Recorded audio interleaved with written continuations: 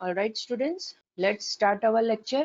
So let's start with the revision. What we have done yesterday. Yesterday we have started with the topic that is database interaction, which is unit 3 of your syllabus. Within that we have seen that if we want to interact with the database with our application, right, then we need to fire various types of queries on the database, and with the help of queries we will able to retrieve or modify or store the records within the tables of the database. Then we have seen what is two-tier application and three-tier application. After that, we have started with the evolution of ADO.NET, that is which were the objects present before the ADO.NET came into existence, right? And why ADO.NET came into existence. And along with that, we have also seen that what is the difference between ADO and ADO.NET, right? So these were the things which we have covered within the topic that is evolution of ADO.NET. Then we have seen that ADO.NET is a disconnected architecture, right, which is divided into two parts, that is connected and disconnected. If we talk about connected part, then there are different objects that are present within connected part, and if we talk about disconnected part, then too there are many different objects which are present within disconnected part, right? If we talk about connected part, the first important thing is data provider, right, which will allow us to interact with the database. Means if we want something from the database, or if we want to store data within the database, then the first thing that we need is data provider, right? Because with the help of data provider we will able to interact with the database. So within the data provider we need to consider various objects, that is command, connection, parameters, transactions, data reader, data adapter, right? And this connected part is attached with data source, or we can also say it as a database. Then there is a disconnected part. Within disconnected part there is a data set, right, which is, we can say it is a collection of data tables and data relations. Now if we take one data table from that part, then we can say it is a collection of data columns, data rows and constraints, right? And this disconnected part is attached with XML file. And if we want to attach connected part and disconnected part together, or if we want to if we want to build a bridge between these two parts, then we can say it is done with the help of data adapter, right? So means we can say that we are able to retrieve the record from the database through the connected part, and with the help of data adapter we will able to fill the data set which is present in disconnected part, right? Then we have started with all the objects, and before starting the connection object we need to know what is connection string. And the connection string, we can say it is a string that specifies information about the data source and the means of connecting to it. Means in short we can say that a connection string will provide us the information, right, with the help of which we will able to connect with the database, because it contains various types of parameters, right? That is what is the file name of the database, connection timeout, where is our data source, or more precise, on which server it is. Or if we talk about a network database, then we can also provide an IP address of the computer where our database resides. If we want to provide the database name directly, then also it is possible. If we want to implement security kind of a thing, then all this thing is possible within the connection string, and for that there are many different parameters present within the connection string. Then we have seen data provider, that is for different kinds of database we can use specific provider to that particular database. If we talk about SQL Server, then within .NET data provider for that particular database is already present. If we talk about Oracle, then also the data provider related to the Oracle is present within .NET framework, right? Now if I want to interact with the database, right, then I need to access some namespaces related to that particular database, related to that particular data provider. If I talk about SQL Server, then the namespace that is needed for SQL Server is system.data.sql client. And if you will see the list of classes, that is SQL connection, SQL command, SQL data adapter and SQL data reader. These are the various classes which are related to the objects that we have seen in connected part. If I talk about OLADB, which allows us to access the database, that is Microsoft Access, Microsoft Excel, etc., right? Then the namespace for that provider is system.data.oledb. And if we see the list of classes, then the name of the classes will starts with oledb, right? Likewise, there is a namespace related to the Oracle data provider and ODBC data provider. After that, the most important thing which we need to remember over here is that dataset is a generic class, right? It is not related to any of the particular database. That's why it is present in system.data namespace. Again, I repeat, dataset is a generic class which is not related to any of the particular database, right? So the namespace related to the dataset is system.data. All right. Then we have started with connection object. As we know that it is used to establish connection with the database. Means with the help of connection object, we will able to specify that to which database server we want to connect, what is the username, what is password, etc. And this all things is possible with the help of connection string. So at the time of the creation of the object of connection class, right, we need to specify the connection string, and according to that connection string, the connection will be established with the database. There are also another properties, that is connection timeout, database, and state. So except connection string, all other properties are read only, right? Means we will not able to change the value of those properties.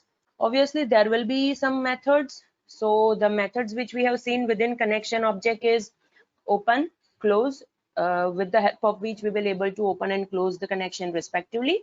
Another is change database, means if we want to change the database while we are executing our application, then that is also possible. Create command, that is with the help of this method we will able to create command, or more precise, create command object, right? Which is directly associated with this particular connection. And the last method is begin transaction. Means if we want to execute a collection of queries within a single unit, right, then that single unit is known as transaction. And if we want to start executing that transaction, we can use begin transaction method. And with the help of this begin transaction method, we will able to create transaction object, right? So these were the things which we have covered in last lecture. Now today we will start with another object, that is command, right? Now what is command? We can say that it is used to retrieve a subset of data, right? We can say that if we want to execute some query on the database, then we need command. Means in short, I can say that the query is known as command within .NET. Again, I repeat, query can be known as command within .NET, right? So if I want to retrieve some data from the database, then I can write select query. If I want to insert the data within the database, then I can write insert query. Likewise, I can also specify update and delete query. In short, if I want to fire any query on the table of the database, right, at that time I need to use command object, and within command object I need to specify the query that I want to execute on the database, right? And it can be any of the query, that is DDL query, or it can be DML query, right? Now, for example, if I want to fire a query on SQL Server database, right, then I can use SQL command class. If I want to fire a query on Oracle database, then I can use Oracle command class. And if I want to fire a query on Access database, then I can use OLADB command class, right? Means if I want to use specific command class, then that is also possible. And if I want to use generic command class, then I can use ODBC command, right? But obviously I will use specific command class to fire a query on particular database, right? Now, as we know that if it is a class, if it is an object, there are properties and methods present in all the class and object, right? If I talk about properties, right, then the first property that we need to consider over here is command text. Now what is command text? As the name says, we can specify SQL string or a name of the stored procedure that is to be executed on the database. Again, I repeat, within command text property, you can specify the SQL query, right? SQL query string, or you can also specify the stored procedure name that is to be executed, right? Another is command type property. Now, what is the significance of command type property? By default, compiler will understand that whatever thing is written within command text, right, it is a SQL query. But it is not like that. In all the scenario, we also need to fire a stored procedure. So we need to explicitly inform the compiler, we need to explicitly inform the command object that the thing which we have written within command text is either a query or a stored procedure, because according to that, command object will act. If it is a query, it will directly fire that query on the database. If it is a stored procedure, then obviously command object has to invoke that stored procedure. If parameters is to be passed within that stored procedure, then command object will do that thing, and by the end it will fire or it will execute stored procedure, right? So according to the type of the text which we have specified, according to the type of the command which we have specified within command object, right, everything will be executed. So we need to explicitly specify that either it is a query or a stored procedure. By default, the text which is written within command text property is treated as SQL query. Again, I repeat, by default, the string that we specify within command text property is treated as SQL query. Means if we are specifying SQL query within command text, there is no need to specify command type property. But if we are specifying stored procedure name within command text property, then obviously we need to inform the command by setting this command type property to stored procedure, so that the command will able to know, the compiler will able to know that the thing which is specified within command text is stored procedure and it is not the query, right? So this is the significance of command type property. Another property is command timeout. It is similar to connection timeout, right? Command timeout property within which we need to specify some time duration, right? That is up to what time duration the compiler will try to fire a query on the database, right? The engine will try to fire a query on the database. If within that particular time duration the command is not executed, then after that it will not try to fire the same command again, right? So that is the significance of command timeout property. Another is connection property. Obviously, within connection property, we need to specify the object name of the connection class, right? To which we want to attach this command object. Because as we know that we need to fire a command on some database. And if I want to fire a command on some database, then obviously I need to know that that particular database is attached with which connection object, right? And if I want to attach my command with connection object, right, then I can use this connection property. Means within this connection property I will specify the name of the connection object, right, to on which I want to fire the query, right? Another is parameters collection. As you already know that if we fire a query, or if we create a query which is of we can say which contains a filter kind of a thing, if it is a select query, if it is an insert query, update query, or a delete query, then we need to specify values for our fields. At that time, if we are not creating a static query, right, and we want to specify the values according to the user's need, according to the value that is given by the user, right, at that time we need to use this parameters collection, because we will create parameterized query, and after creating the parameterized query, we need to specify the values for that particular parameters, and it is to be added within this parameters collection. That's why we have to use this parameters collection within command object to create a parameterized query, right? And the last object is, sorry, and the last property is transaction.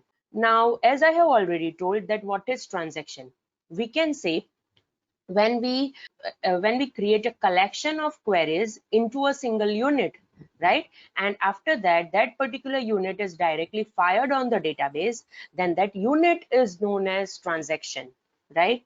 So if I want to attach some particular command with some transaction object, at that time I can specify the name of that transaction object within this transaction property. right? It is similar to the connection property. Means if I want to attach command with connection, I will use connection property. Likewise, if I want to attach my command with some transaction, then I will use this transaction property. For example, the name of the transaction object is tr, right? And I want to fire two queries within this as a tr transaction. Then what I will do, cmd1.transaction is equal to tr and cmd2.transaction is equal to tr. Means command 1 and command 2 will be treated in a single transaction, that is tr, right? Sorry. So these are the properties that are present in command object, right? Now if I talk about the methods that are present in command object, right, then there are different methods. First is execute non-query. As we know that if we want to fire an SQL statement, right, that return the number of rows affected by that query, then I can use this execute non-query method. More precise, we can say that if I want to fire insert update delete query, right, at that time I can use this execute non-query method. And the significance of this execute non-query method is it will return the number of rows, right? It will return the count of rows that has been affected by the query. Another is SQL execute scalar method, right? Execute scalar method will allow us to execute SQL statement which will return a singleton value. Means we can say that if our query returns a single value, right, then at that time we can use execute scalar method. For example, if I write the query that is select count of asterisk from TBL user, so this query will return a count of the users that are present within our table. Means it will return a single value, right? At that time, if I want to execute this kind of query, I will use execute scalar method to execute that query. Another is execute reader, right? This execute reader method will allows you to execute a SQL statement and it will return the records in the form of data reader. Means we can say that if we want to fire a select query and then the records that are written by the select query is to be fetched and kept in some kind of reader or some kind of container, then data reader is one kind of container within which we can place the records, right? And if I want to use data reader, at that time I need to use execute reader method on command object. Then only I will able to fetch the records from the database and place those records within the data reader. And more precise, we can also say that a data reader method will create the object of execute reader method will create the object of data reader, right?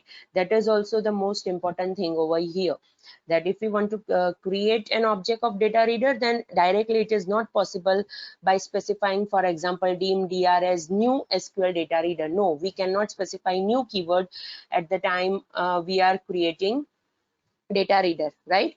So we can say that if we want to create an object of data reader, right, it is created with the help of execute reader method of command object.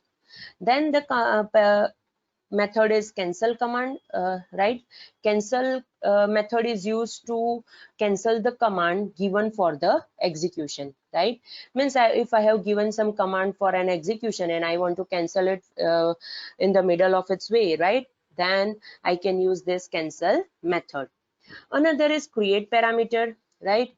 It is similar to the create command method, right, which we have seen on connection object. Means if I want to create a parameter with the help of command object, right, then I can use this create parameter method.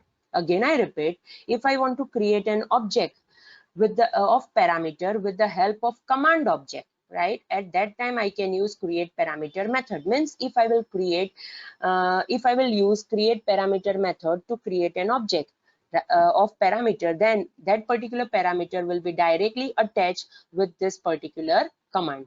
Means if I specify that cmd.create parameter and within parentheses I will specify the name of an object and rest of the things, then that particular parameter at the time of creation only it will get attached to that cmd command. Another is prepare method, obviously prepare method is used for the compilation of the statement before the execution. Means if I want to compile my query, that whether the query which I have specified is correct or not, before I execute that query on the database, right, then I can use this prepare method. And the last method is reset command timeout, right? If I want to reset the command timeout property to its default value, then I can use this reset command timeout method, right? So students, these are the properties and methods of the command object, and with the help of which we are able to specify the query or a stored procedure within the command, right? We are also able to attach connection object. We are also able to specify parameters. We are also able to create a transaction within which we will add this command, right? And then there are some methods through which we are able to fire the query on the database. All right. So now, as we have seen that command is attached with parameter also, right? If we want to write some kind of a query that within which we need to specify the values that are provided by the user at runtime, right? At that time we need to use this parameter kind of a thing, right? And obviously it is also present in terms of class. And if we talk about class, obviously we need to create an object of that parameter class, right? So we can say that when we are working with data, right, you may also need to filter results based on some criteria. For example, if I write a where clause, right, for example, an admin wants to see the data of an employee working in the specific department, or another query can be that we need to filter employees by the city. So in both this type of query, what I need to do, I need to specify the where clause, right? My query can be select asterisk from TBL employee where city is equal to the value, or I can also specify select asterisk from TBL employee where department is equal to some value. Now this some value can be a dynamic value, right? Means that value will be given at the time of the creation of that particular command. So the thing is that if I want to specify the values dynamically at the time of executing my application within a query, or if I want to pass some values within my query as per the input that is given by the user, right, then I can use this parameter object, right? So we can take this thing as if that we can create a two kind of query, right? We can also create a dynamic query and we can also create a parameterized query. Now dynamic query means we are specifying the value in terms of variable, or we are specifying the value directly from the control, right, within that query. Then it will become a dynamic query. For example, if I specify that select asterisk from TBL employee where city is equal to V1, where V1 is the variable name, right? Then this kind of query will become a dynamic query. But instead of dynamic query, we can also create a parameterized query, which is a more secured form of query, right? There can be a scenario where if we use dynamic query, then it security breach can happen, right? But if we use a parameterized query, then that will not be an issue, right? So in nowadays professionally also, right, people are using, or more precise developer are using parameterized query, right? And along with parameterized query, they are also using stored procedure, right? So instead of dynamic query, we can use parameterized query. And if I want to create parameterized query, I will use this parameter object. All right. So what is the scenario? What we need to do? Obviously, first of all, we need to create a command. Then we need to create a parameter. And then we also need to attach command and parameter, right? Means we need to specify parameter for each and every field within the query, right, that needs a dynamic value, that needs a value which is passed during runtime, right? So we need to create parameter for all that values, right? So what can be done? First of all, what we need to do, we need to create a placeholders within our query, right? As you know, what is the meaning of placeholder? As the name says, it will holds the place within that particular query, right? So first step is you need to build a command, right, that contains parameter placeholders, and these placeholders are filled in with actual parameters value whenever this SQL command is executed, right? Again, I repeat, the first step is you need to prepare an SQL command object for the parameter. And if you want to prepare SQL command object for the parameter, then you need to build a query which contains that parameter placeholder, right? And after that, these placeholders are replaced with actual parameter values whenever this command is executed, right? And within SQL database, right, if I want to create placeholders, or more precise, if I want to create a parameter for SQL database, then I can use @ symbol before the parameter name. Means we can say that @ symbol will be used as a prefix, right, with parameter name. So here is an example, right? That is deem cmd as new SQL command. Obviously, with the help of this new keyword, we will able to create an object that is cmd of SQL command class. And within that, we are specifying a query that is select asterisk from TBL employee where city is equal to @city. Over here, as you are able to see, we have specified @city. This @city is a parameter name, right? As I have already told that the parameter name will be prefixed with @sign, right? So within this where clause, that is city is equal to @city, right? This @city is a parameter name. And at runtime, whenever this command is executed, this @city parameter will be replaced with the parameter value itself, right? And along with this query, we have also passed the connection object to which we want to attach this cmd command, that is comma and conn. Over here, conn is the name of the connection object, right? So this is how you can prepare a command object with parameterized query. Now, after preparing the command object with parameterized query, what we need to do? We need to create that particular parameter. We need to assign the value to that particular parameter so that at runtime, this @city can be replaced with the parameter value. So this is the second step, right? We can create the object of SQL parameter class, that is deem parameter as new SQL parameter, right? After that, the object name of the parameter dot parameter name is equal to @city. I will specify the same parameter name, right? That is @city. I have specified that over here within double quotation. And after that, with the help of value property, I will assign the variable name, or I can also specify over here control name from which I want to access the value. Over here, it is a variable name, that is variable city, right? So the value will be replaced over here, will be from variable city at the time of the execution of this command object, right? So this is the second step.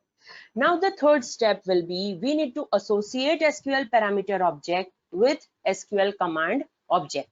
And for that purpose, what we need to do, we need to write this statement, that is cmd.parameters.add.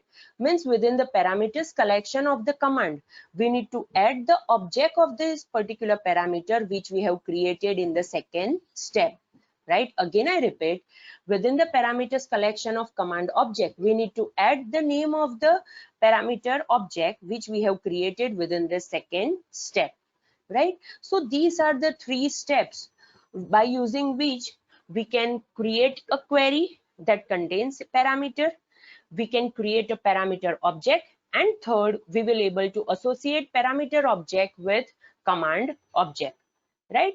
So these are the things that you can do if you want to create a parameterized query, or if you want to execute a parameterized query. But as you know, we are not using three different steps, right? Up till now, we have already done coding for this parameterized query, right? And what we were doing, right? What we are doing, instead of using these three different steps, right? We are specifying only two statements, right? So what we are doing, let's take the same example. We will write deem cmd as new SQL command. Then within parenthesis double quotation, I will specify select asterisk from TBL employee where city is equal to @city. right? So the first statement I will write like this way, and the second statement will be directly over here. That is, I will write cmd.parameters.add. Now the thing is that over here it will get changed. That is, within parentheses I will specify double quotation @city, which is the name of my parameter, double quotation over, comma, the data type. That is, I will specify SQLDB type dot varchar. Again parenthesis over, dot value, and I will specify where city, that is variable city, right? So this is the thing which we are doing in our coding. Again I repeat, what I will write, the first statement will be this, right? The first statement will be this, that is deem cmd as new SQL command, and within that I will specify the command, that is select asterisk from tbl employee where city is equal to @city. And after that I will specify within this add method, that is within this add method I will specify over here the parameter name, that is @city, right, comma, then I will specify the data type. For example, in our case it is varchar, right? And after that dot, and I will specify the value property, that is I will specify value, right? And within that value I will specify either the variable name or I will specify the control name from which I want to use the value, right? So this is also the way how you can create the parameter, right? How you can specify the data type of that parameter, and within a single statement you can also specify the value for that particular parameter, right? So this is also another way how you can use SQL parameter within SQL command object, right?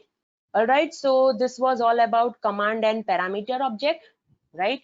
Now another object is data reader. As we know that data reader is, we can say it is read only, forward only stream of data, right? Again I repeat, as the name says, data reader is read only, forward only stream of data. Read only means we will not able to change the value that are present within the data reader. Forward only means it will only traverse in the forward direction, right? If once we have already gone from first record to the second record, then we will not able to travel backward towards the first record again, right? Another important thing which we need to remember over here of data reader is a single row of data is in the memory at a time, right? There is only a single row in the memory if we use data reader, right? But over here the important thing is we need to consider is that it works in a faster manner, right? Again I repeat, it works in a faster manner. So these are the significance of data reader. We can say that this is the significance of data reader.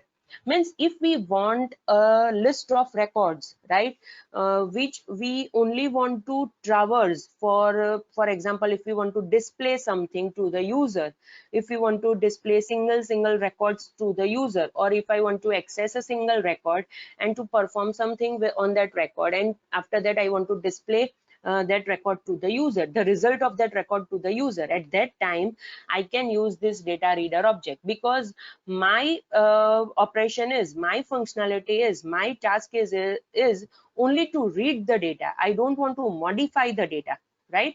And if I have traversed from first record to second record, then there is no chance to move backward, right? I don't want to move backward while traversing the records. At that time I can use this data reader object, right? Because the significance of this data reader is it is read only, forward only stream of data, right, which works in a sequential manner. All right, now what are the properties and methods of data reader? The first property is field count, right? Field count property will contain the number of fields present in that particular row.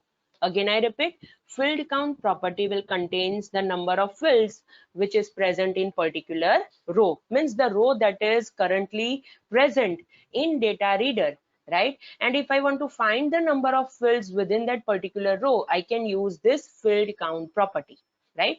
Another is has rows. It will specify that whether the rows are selected or not for reading purpose, right? Means if the data reader contains any row or not, if I want to check that thing, then I can use this has rows property. Obviously it will contain either true or false. Another is close, means if I want to check that whether the data reader is open or closed, then I can use this is close property. Again it will be either true or false, right? Another method, another property is item property. Means if I want to access particular value of the field within the row that is currently present in data reader, right? At that time I can use this item property. Means if I write dr is the object of data reader dot item, and within parenthesis I will write within double quotation empno, means from the current row which is present in data reader dr, I want to access the value of empno, right? So item property will return the value of that empno. And the last property is records affected, right? Obviously this records affected will always returns -1 because data reader is created on the server, right? Means we can say that if it returns -1, that is the query has been executed properly, right? So students, these are various properties that you need to consider for data reader. Now if we talk about methods, then there is a long list of methods which is present within data reader, right? First method is close. If I want to close my data reader, right, after completion of my task, after the completion of the operation that I want to perform, right, I can use close method. Another method is read method, right? Read method is used to read the next record within the data reader, right? So these are the two methods which we will use frequently. Another methods are, for example, first is get type, right? Over here, if I specify get string and within parentheses, either I need to specify the index or I need to specify the field name. So if I specify get string within parenthesis 0, means I want to retrieve the value of the field which is present at index number 0 and it is of string data type. Again I repeat, if I write dr.getString and within parentheses if I write 0, then what will be the meaning of this statement is I want to retrieve the value of the field which is present at index number 0 and the data type of that particular field is string. That's why I have used get string method. Likewise, if I specify get string and within parentheses I will write within double quotation empno, then the significance of this statement will be I need to retrieve the value of the field with name empno and its data type can be the string. So it might return me E01, right? Now the another method is get field type. If I want to retrieve that what is the data type of that particular field, then I can use get field type method. Again the same usage. If I will write dr.getFieldType 0, means it will return me the data type of the field which is present at index number 0. Likewise, if I specify dr.get field type and within parentheses I will specify within double quotation empno, then it will return me the data type of the field with name empno, right? Now another method is get name. Means if I want to retrieve the name of the field, right, then I can use dr.getName and within parentheses 0. So obviously it will return me the name of the field, for example empno. If I will write dr.getOrdinal, right, then what will be the scenario? Ordinal means I want to retrieve the index of that particular field, right? So if I write dr.getOrdinal and within parentheses I will specify within double quotation empno, and if that empno is present at index number 0, then getOrdinal method will return me 0, which is the index of empno field, right? If I want to retrieve the schema or structure of the table which is associated with this data reader, then I can use get schema table method with dr object. Another method is get value, right? Over here again there are two cases. If I write dr dot get value within parenthesis 1, means I want to retrieve the value of the field which is present at index number 1, but I don't know the data type of that particular field. That's why I have used get value method. If I know the data type of that particular field, then I can use get type method. But if I don't know the data type of that particular field, then I can use get value method. And within get value method, it can be either of the case. You can also use index as well as you can use field name, right? Another method is get values, right? Get values is it will return me the value of all the fields that are present in that particular row in terms of an array.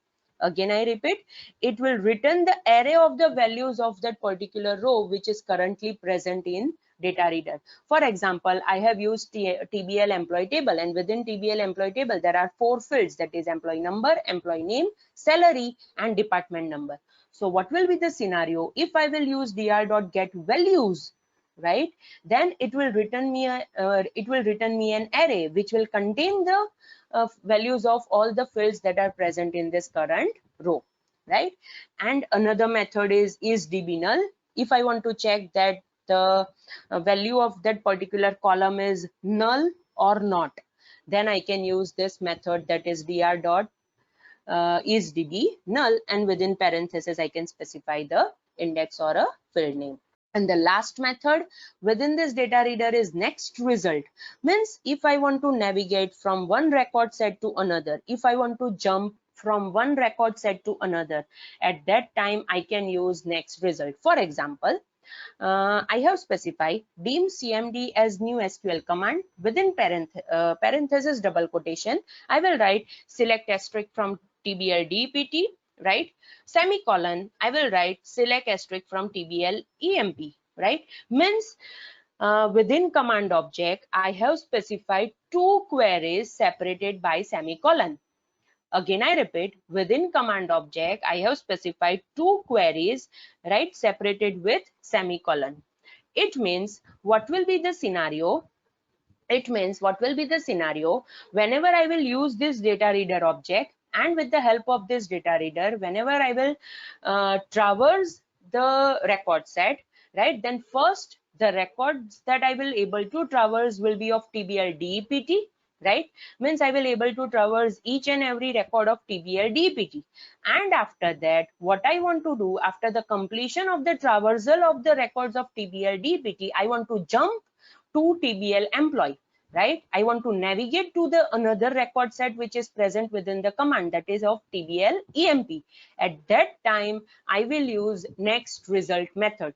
So whenever I will write dr.next result, it will jump from one record set to another. It will navigate me from one record set to another. Means it will navigate me from TBL DPT to TBL employee, and after that I will able to traverse all the records of TBL employee table, right?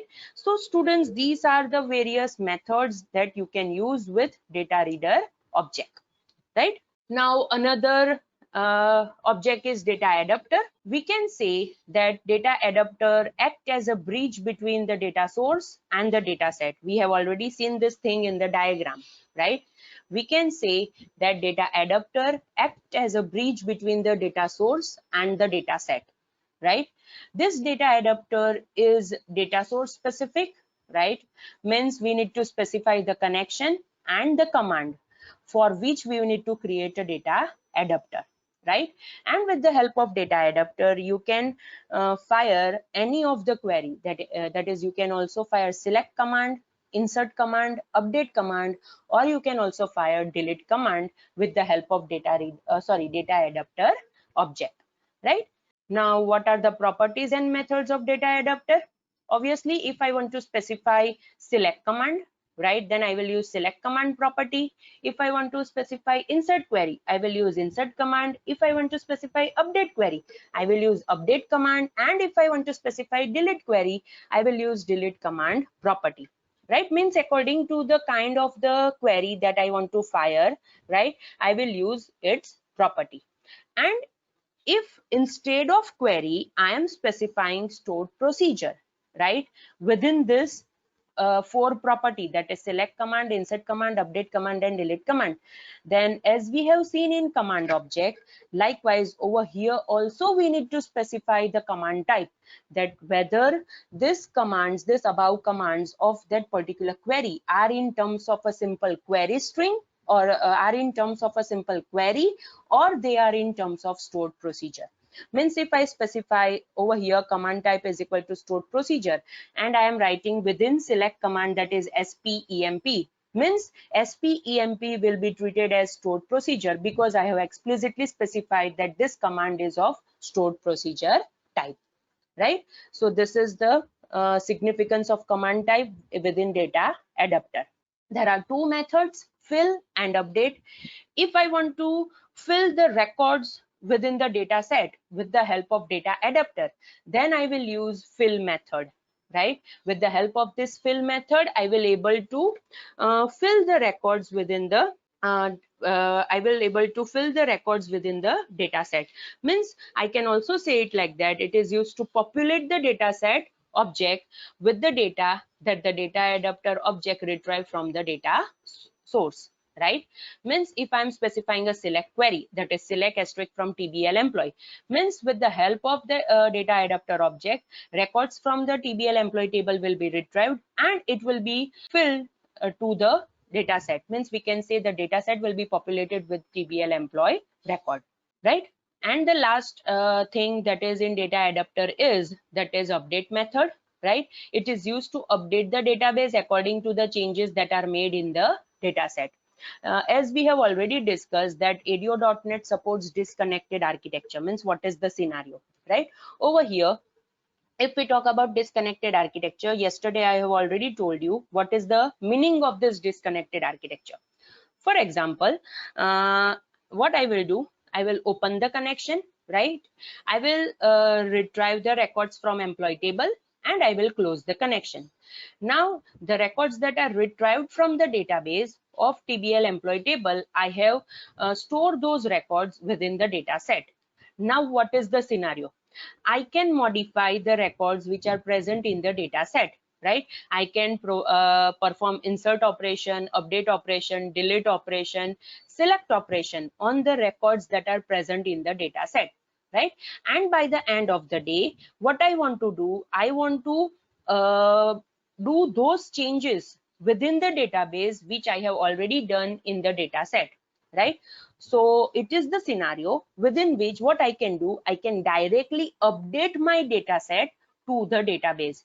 I don't need to fire, there is no need to fire each and every query again on the database. What I will do, I will just use this update method, right? And what this update method will do, the changes which I have done in the data set will be directly updated within the database.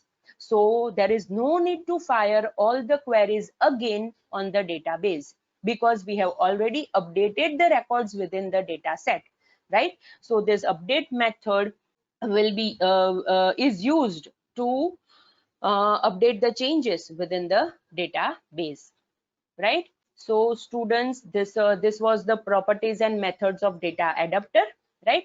So here is the scenario that if you want to fill the data set, what you will do, obviously you will use the data source. With the help of this data source and with the help of this data adapter, you can fire any of the query, right? You can retrieve the records within the data set in terms of data table, and you can perform various types of operations on that data table which is present in the data set. And by the end, if you want to update those changes within the data source, then again the data table which is present in the data set, right, it is retrieved, and with the help of update method, the data source will be updated with that particular data table, right? So all those changes which we have done within the data set, right, are updated within the data source, or more precise we can say are updated within the database, right? So here is a small example which you already know, right? But let's see. First of all, what we will do, obviously we will create an object of connection class. So over here the first statement will be deem conn as new SQL connection. Within parentheses we will specify connection string. After that, I have created an object of data set that is deemed DS as new data set. Then I have created object of SQL command that is deemed CMD as new SQL command, and within parenthesis double quotation I have specified the query that is select asterisk from employee, and along with the query I have also specified the connection object that is CONN. Right. After that, I have created object of SQL data adapter that is deemed DA as new SQL data adapter, and I need to specify the command. So within parentheses, I have specified the command object that is CMD. So what is the scenario over here? This DA is attached with CMD. So indirectly, we can say that this data adapter object that is DA is attached with this select query. Then after, with the help of this fill method, I have filled the data set, right? And the name of the data table within the data set will be employee.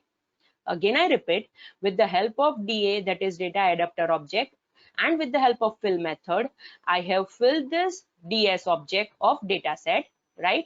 And the data table that is created within DS for this particular query is employee. Now what I want to do, I want to retrieve the value of employee number, right, from this employee table, right? So what we can do, as we know that our table is present within the data set, right? And we have a rows collection within that table. So I can fetch that rows collection. From that rows collection, I can retrieve one by one each and every row. And from that rows, I can retrieve the value of a single field, right? Now we know that rows is a collection, and if I want to traverse the collection, I need to use for each loop, right? So over here, what I have done, first of all, I have created the object of data row class that is deemed dr as data row. Sorry, I have created the reference. I have not specified over here new keyword, right? So the statement is deemed dr as data row. After that, with the help of for each loop, I have specified for each dr. Over here, dr is a reference of data row. In ds.tables means within data set, there is a tables collection. From that tables collection, I want to retrieve employee table, and from that employee table, I need all the rows. That's why I have used over here rows collection. After that, I will write variable name is equal to dr of 0. Now what is this dr of 0? 0 is the index of the first field that is present in that particular row. So it will return me the value of the first field, and if the first field is employee number, right, then the employee value of that employee number field within that particular dr, that is data row, will be retrieved, and it will be assigned to this variable name, right? And after that, we can perform another operations on that particular value, right? So this is one way that with the help of for each loop, you can traverse the collection of rows that is present within DS and tables. But if I don't want to use for each loop, right, I want to use for loop, then what can be done? I can write for I is equal to 0 to ds.tables of 0. This 0 is the index of the first table that is added within the data set. Means either I can use employee, that is the name of the table, or I can also use its index. But if I want to use the index, then I need to know the index of that particular table. And if we don't know the index of that particular table, over here also we can directly write the name of the table, that is within double quotation I can specify employee. After that, dot rows, that is the collection, and that dot count, right? So it will return me the count, but as the index starts with 0, we will write over here -1, right? So this for loop will be iterated for how many times? That is, it will be iterated to the number of rows that are present within this table. After that, if I want to retrieve the value of the particular field, then what I will do, ds, that is data set, dot tables, that is the collection. From that collection, I want to retrieve the table that is at index number 0. Dot rows, from that rows collection, I want to retrieve the value of I row, right? I want to retrieve the value of ith row. And from that ith row, I want to retrieve the value of the field of which the index I will specify within this item property. That is, if I write item and within parenthesis I will write 0, means it will return me the value of the first field that is present in this ith row, right? And the value will be retrieved, and again it is assigned to variable name, and after that we can perform another kind of operations, right? So students, this is a simple example related to the data adapter, right, and data set. So let's do one thing. We will end our lecture over here, right?